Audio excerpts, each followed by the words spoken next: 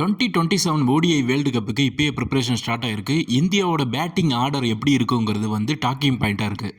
2023 world cup ஸ்டார்டிங்கில் Shubman Gill viral ஃபீவர்னால வெளியில் போக இஷான் கிஷான் ஓப்பனிங் வந்தார். ரோஹித் சர்மா, இஷான் கிஷான், விராட் கோலி, ஸ்ரேயஸ் ஐயர், கேஎல் ராகுல், ஹர்திக் பாண்டியா, ரவீந்திர ஜடேஜா இப்படி இருந்தது பேட்டிங் ஆர்டரு. அதுக்கப்புறம் சுப்மன் கில் உள்ளே வர ஹர்திக் பாண்டியா பாதியிலே டோர்னமெண்ட் வெளியில் போக சூரியகுமார் யாதவ் உள்ளே வந்தார்.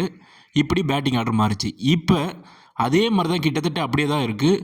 ஒரு சில சேஞ்ச் வருமா வராதாங்கிறது தான் கேள்விக்குறி. இப்போ பேட்டிங் ஆர்டர் ஆப்கானிஸ்தான் சீரீஸில் செகண்ட் மேட்ச்சில் ரோஹித் சர்மா, எஸ்எஸ்வி ஜெய்ஸ்வால், சுப்மன் கில், இஷான் கிஷான், ஸ்ரேயஸ் ஐயர், கேஎல் ராகுல்னு இருக்குது. விராட் கோலி உள்ளே வந்துட்டார்னா அவர் ஆட்டோமேட்டிக்காக நம்பர் 3 வந்துடுவார். ரோஹித் சர்மா, சுப்மன் கில், விராட் கோலி, ஸ்ரேயஸ் ஐயர், கேஎல் ராகுல், ஹர்திக் பாண்டியா. இப்போ 2023 அப்படியே அதே ஸ்ட்ரக்சர் அப்படியே இருக்குது.